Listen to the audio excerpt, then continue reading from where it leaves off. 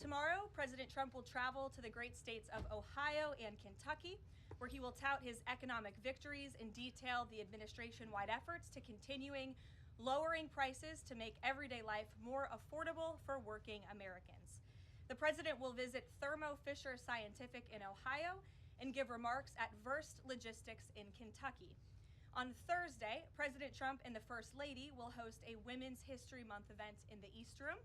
And on Friday, the president will sign several executive orders, and we will provide more details on those later this week.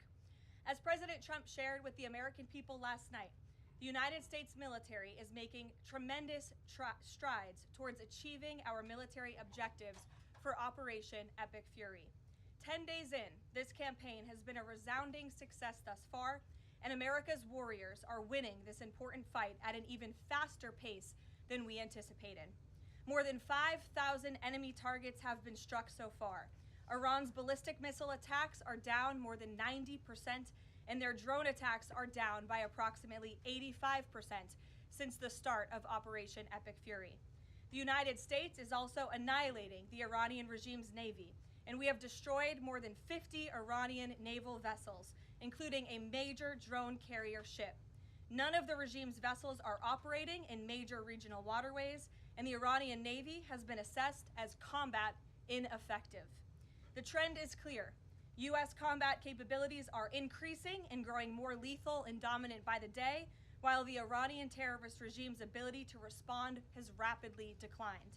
Now, the U.S. military is moving to dismantle Iran's missile production infrastructure. Our incredible B-2 bombers recently dropped dozens of 2,000-pound penetrator bombs on deeply buried missile sites. Last night, President Trump reiterated his commitment toward keeping oil flowing through the Strait of Hormuz so the United States and all of our allies can receive their energy needs. President Trump will not allow rogue Iranian terrorists to stop the freedom of navigation and the free flow of energy. Let me be clear. It is a good thing to wipe out terrorists who indiscriminately target civilians and attempt to hold the global economy hostage, and President Trump should be commended for doing so. As the president made unequivocally clear to the remaining elements of this terrorist regime in his statement yesterday, if they do anything to stop the flow of oil or goods within the Strait of Hormuz, they will be hit by the world's most powerful military 20 times harder than they have been hit thus far.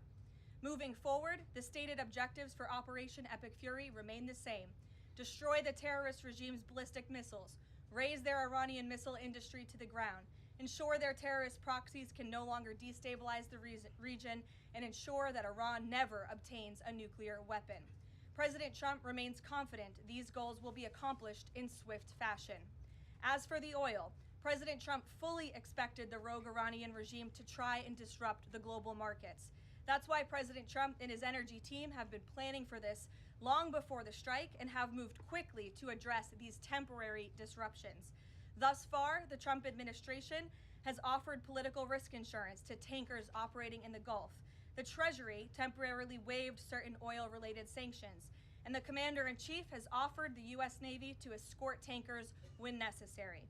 The president and his energy team are closely watching the markets, speaking with industry leaders, and the U.S. military is drawing up additional options following the president's directive to continue keeping the Strait of Hormuz open. I will not broadcast what those options look like, but just know the president is not afraid to use them. Rest assured to the American people, the recent increase in oil and gas prices is temporary, and this operation will result in lower gas prices in the long term.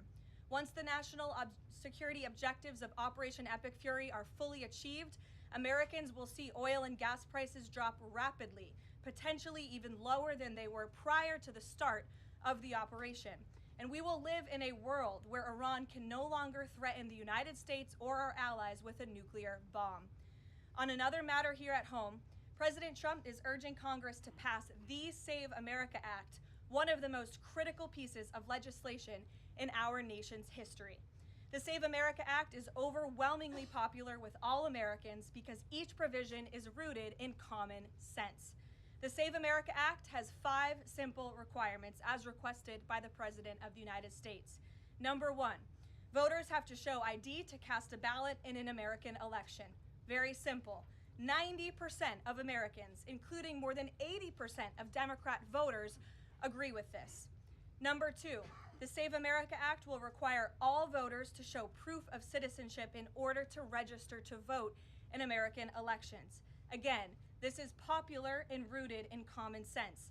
Only American citizens have the right to vote in American elections.